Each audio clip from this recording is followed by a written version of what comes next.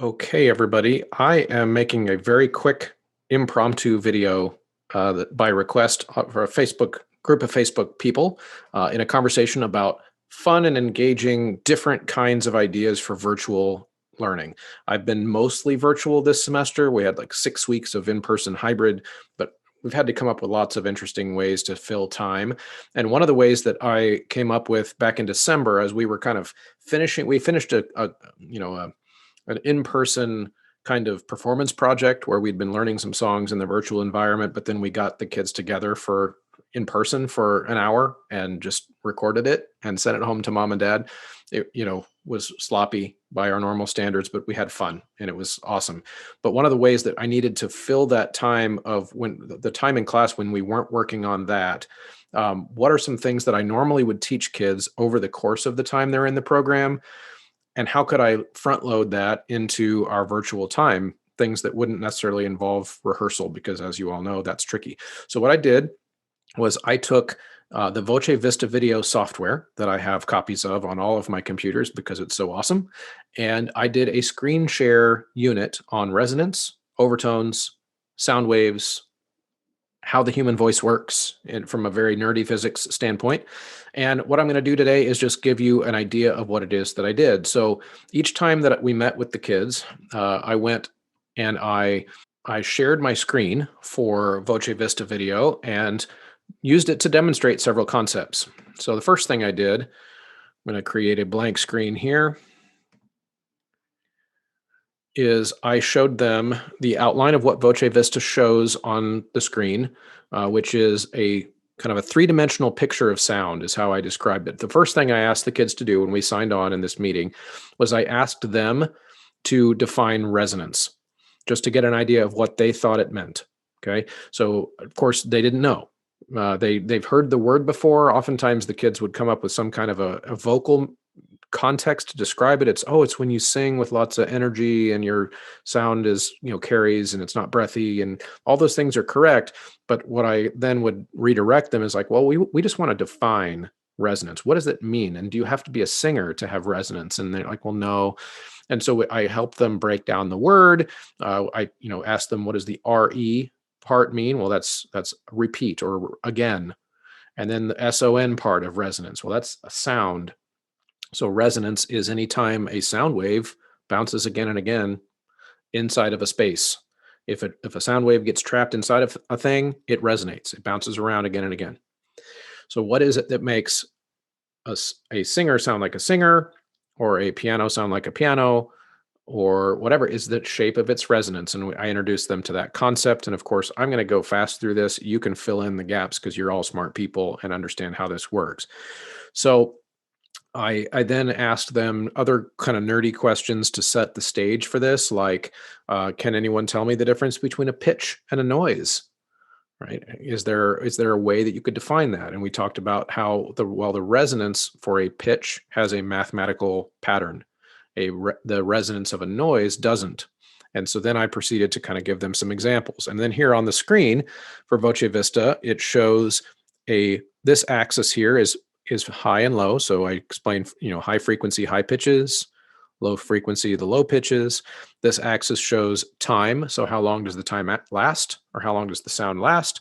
And then when I turn on the microphone, you're going to see the third dimension, which is intensity or volume, which is shown with color. So the deeper reds are going to be louder sounds, all the way down to the black blank screen. Okay, so let me show you this. So I'm just talking here and it's showing me the sound wave pattern and the overtones. And then I might stop the recording and say, all right, here's what we're seeing. We are seeing my fundamental frequency, and we're seeing my mouth move, which is why all the overtones change, right? And so we're getting a picture of the sound, and that just is a way to introduce them to what the software is showing us. We can also see that I'm not talking very loudly, which is why the sound is kind of orange and not red. Okay, let me give you some other examples. Hey! Well, that has quite a bit more red in it, more overtones, right? So then I can introduce the concept of overtones. If we're talking about resonance, well, once the sound wave starts, it bounces around again and again but then that would assume, and I just tell them to visualize the way water waves behave, right? Because they can actually picture that. It bounces out away from the original disturbance, and each of those waves going outwards is an overtone. And this software will show that to them. Okay. And then again, you can show other types of things like pitch versus noise. Okay, well now I can explain, all right, here's a pattern sound wave with overtones, patterned overtones. Here, it's just all the pitches. And this was one of the things that blew their mind when they realized this. I explained that a clap is actually not just a clap. It's you don't hear what you think you're hearing there. You're actually hearing me play every single pitch with my hand. And you can see that reflected over here. It's every single pitch. But our brains aren't smart enough to figure that out. So instead, what our brain does is it fills in a noise that we think is a clap, but in reality, it's really your brain just going, nope, I can't handle all that information. So it shuts off for a second, which is kind of interesting. We have these noises that we think we're hearing, but actually aren't. And we could talk about that concept. And then I did in further units, I used this to show different vowel shapes. What is it that makes us be able to understand the different vowels that we're singing? So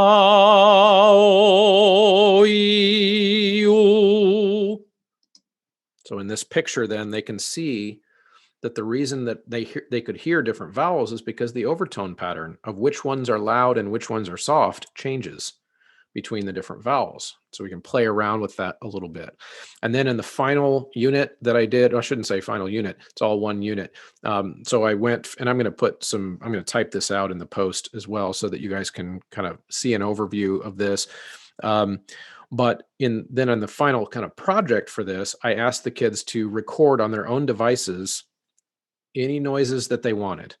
So I gave them the options of singing sound, speaking sound, goofy noises, things that they recorded in their room. So objects that they might think would make an interesting sound. I had them use their phone if they had one, to use the voice memo app in an iPhone or any other type of phone. It's a better microphone. They also have Chromebooks that we use for their class meets. Those aren't as good as far as the microphone goes, but whatever device they had, they recorded that. I gave them a 30-second window to try to do about 30 seconds worth of audio. Then they emailed me all of those files during class just so that I know they're doing it, right? And then what I can do is I can import a file from my computer into the software. I deleted most of these from back in the day. Well, actually, yeah, I'll just use this Contour IKC clip that I have loaded in here already. So you can see when the choir sings,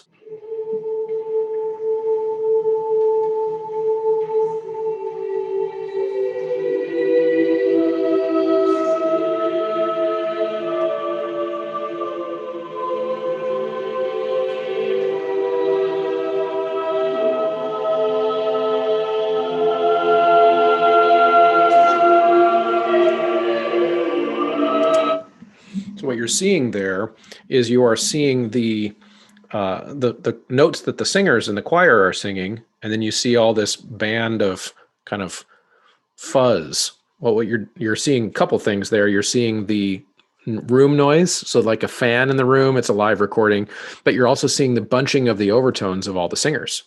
And of course, in a good choir, you'd want to see as much noise up there as possible in that 3,500 megahertz range, 3,000 to 4,000 or so. You'd want to see a lot of activity there. So what this unit allowed us to do, and again, I just fast forwarded through this. Like we went into more depth than what I just showed you, but just to give you an idea of the types of things you can do with Voce Vista that I found anyway, that doing it through a Google Meet, which is what our district uses, was very effective because you can share the screen, you can share the tab. I took my microphone, my USB mic, and I just put it down next to the speaker because a Google Meet won't let you share the audio from anything other than Chrome because they're, fascists. Um, but I think in Zoom, I might be able to do more with the audio sharing. I'm not sure. I only did it in Google Meet, but it worked fine. The kids could hear what was being played back. They could see their own sound come up on the screen. They could see, like, if they turned in their actual voice, it was cool for them, kind of awkward at first, but they could see their pitches and their frequencies coming through, looking at what their different vowel sounds were. I showed them lots of other things too during the unit, like what does breathy singing look like? The lack of overtones that happens when we sing with air escaping, just all kinds of different things. And so I imagine you could come up with lots of ideas on your own of what you could show them, what types of sounds. But the feature of Voce Vista where you can record stuff live while you're talking is cool. But then the other added feature of you can download or import and analyze different MP3s made this unit really doable, and it kind of came alive. So if you have any questions, just shoot me an email at coralosophy@gmail.com, and I'll help you fill in the gaps on how you might be able to use this.